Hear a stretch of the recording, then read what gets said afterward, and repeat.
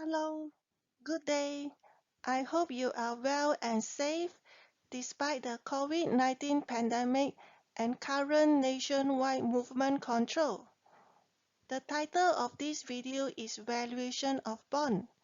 Understanding the key inputs and basic model used in the bond valuation process is important for financial managers and investors. Our objectives are to learn how to calculate the price of a bond and measure bond yield. In addition, it is hoped that you can understand the relationship between price and yield of a bond. Stay tuned and let's learn together. In the first section of this video, we are going to learn about bond valuation. This means finding the fair value of a bond. The fair value of a bond is the present value of the payments its issuer is contractually obligated to make from the current time until it matures. The market price of a bond is equal to the present value of the coupon payments plus the present value of the principal that is returned at maturity. The basic model of bond price valuation is shown in the formula. P0 stands for bond price today. C represents coupon payment. B is the bond's par value. T stands for time to maturity. And R is the required rate of return. The calculation can be more easily done using an equivalent formula. As you can notice, this formula has two parts. The first part of the formula represents present value of annuity, and the second part of the formula is the present value of a single amount, which is the par value paid on maturity date.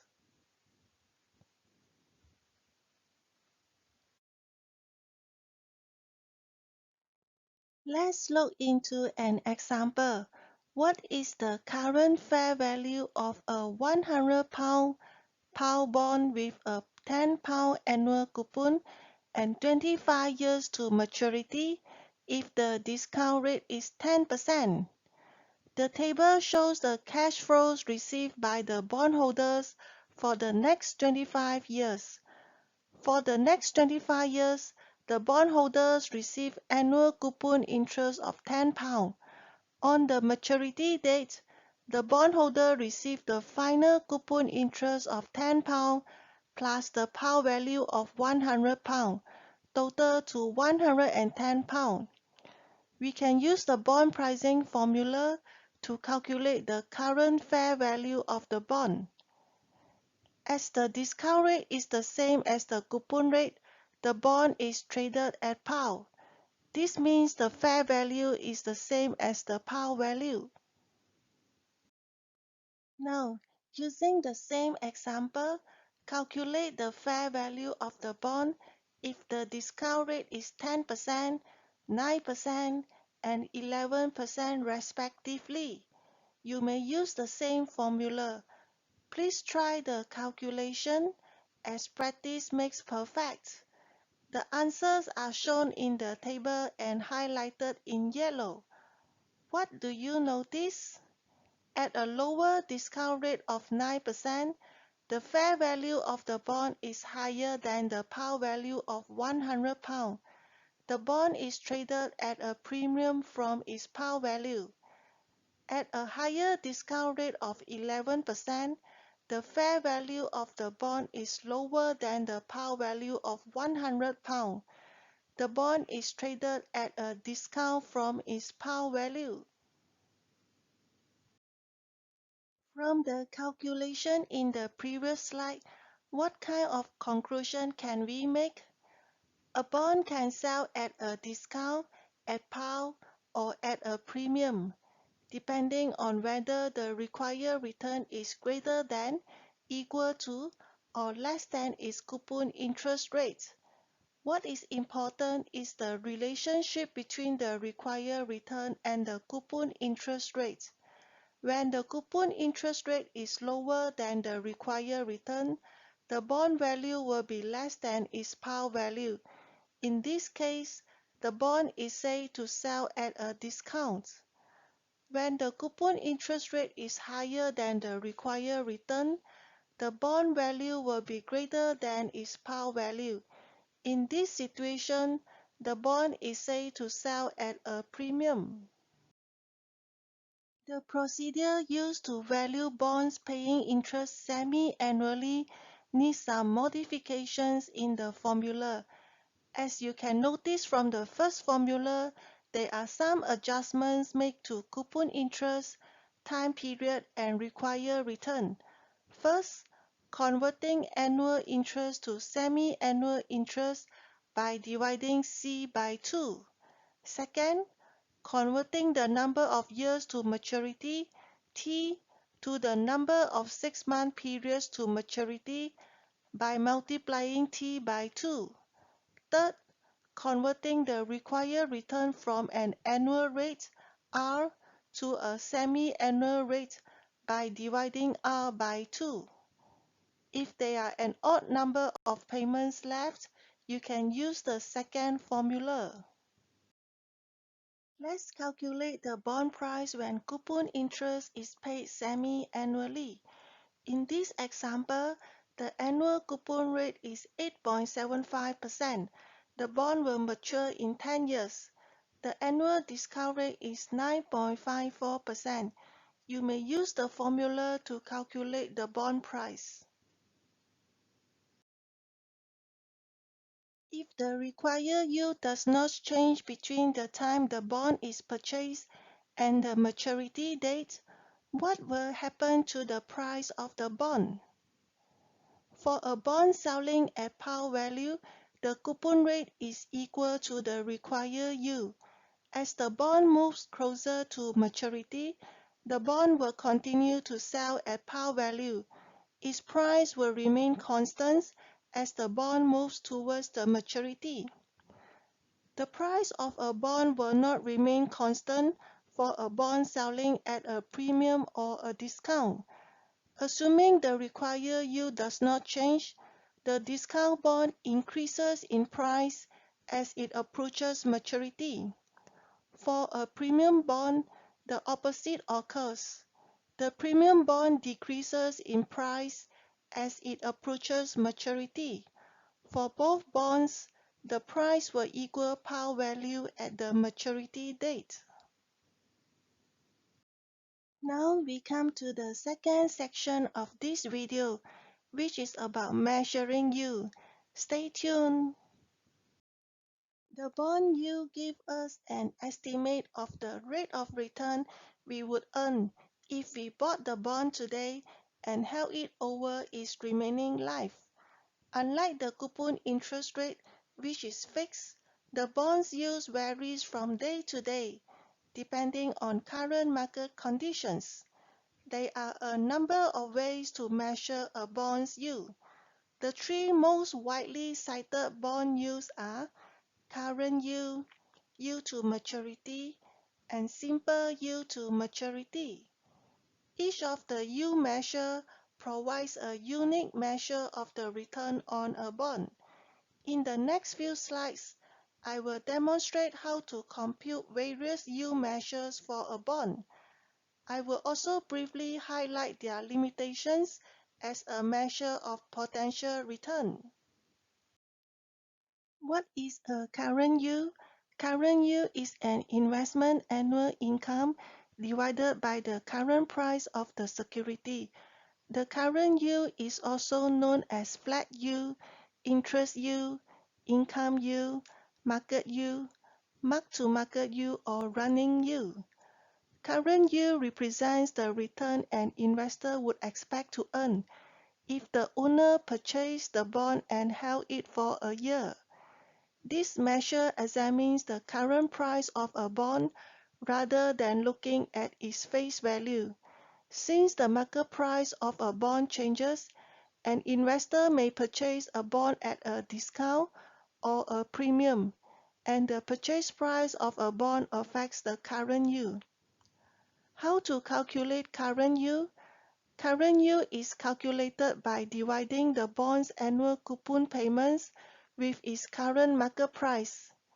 However, current yield is not the actual return an investor receives if he holds a bond until maturity.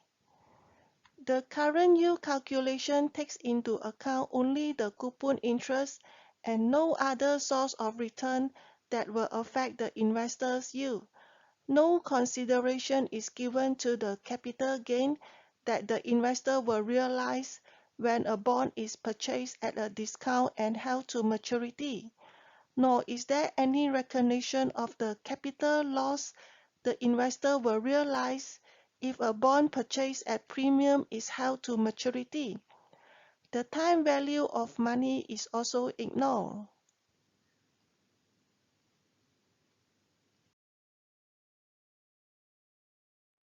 Yield to maturity is also known as redemption yield. It is the most common measure of yield in the bond market. Yield to maturity is the rate of return earned on a bond if the bond is held to maturity. The yield to maturity of a bond is the discount rate that sets the present value of the promised bond cash flows equal to the current market price of the bond. This measure assumes that the issuer makes all scheduled interest and principal payments as promised. How to calculate the yield to maturity? The yield to maturity is simply a bond's internal rate of return. To find the yield to maturity, we must first determine the bond's expected future cash flows. Then, we search by trial and error for the interest rate that will make the present value of the bond's cash flows equal to the market price.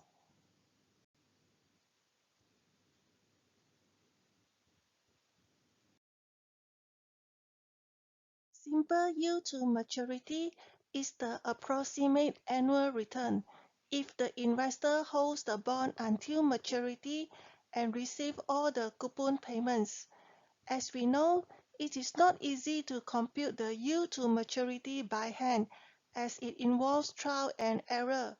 However, a close approximation can be calculated manually using a simplified equation, which is the simple yield to maturity. In addition, current yield does not take into account either principal gain or loss or time value of money. The simple yield to maturity is the current yield plus the principal gain or loss amortized over the time to maturity. If you observe from the formula of simple yield to maturity, you will see that the formula consists of two parts. The first part represents the current yield, and the second part is the change in price as compared to the par value of 100 adjusted for number of years to maturity. There are four factors that affect the yield on a bond. First, the identity of the borrower. Bond yield is dependent on the credit quality of the issuer. For example, the U.S. government is considered to be the safest issuer of bonds. So, the U.S. Treasury bonds have the lowest yields when other factors are the same. Bond issuers have credit ratings indicating the ability to make timely interest and principal payments. The lower the credit rating, the higher the yield a bond will pay. If a bond's credit rating is downgraded, the bond becomes less attractive to investors and its price will likely fall, thereby increases its yield. Second, the amount borrowed. The higher the amount borrowed, the higher the risk and the higher the yield. Third, the rate of interest on other bonds. The rate of interest on other bonds in the market may affect the yield due to benchmarking. If the market interest rates increase, the bond yield will increase too. Fourth, the length of the time period of the loan or maturity. The relationship between the time to maturity and yield to maturity is expressed in the term structure of interest rates. The yield curve is a visual representation of the term structure. In general, the longer the maturity of the bond, the higher the yield. This is because the longer a bond's term to maturity is, the greater the risk. During periods of normal economic conditions, the yields on a longer-term bond will be higher than a shorter-term bond. Investors expect a higher rate in exchange for locking money up for a longer period of time. A normal yield curve slopes upward as longer-term rate is higher. In periods of economic disruption, the yield curve can flatten or even go inverted, with short-term rates higher than long-term rates.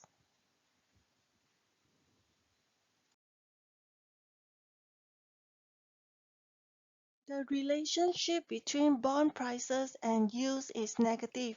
When the yield rises, the price of the bond declines. The relationship is not linear. It is not a straight line. The shape of the price-yield relationship for any option-free bond is referred to as convex. Finally, we have come to the end of this video. I hope you have benefited from the presentation and content in this video. If you like this video, please click like, subscribe or share. Thank you, see you and goodbye.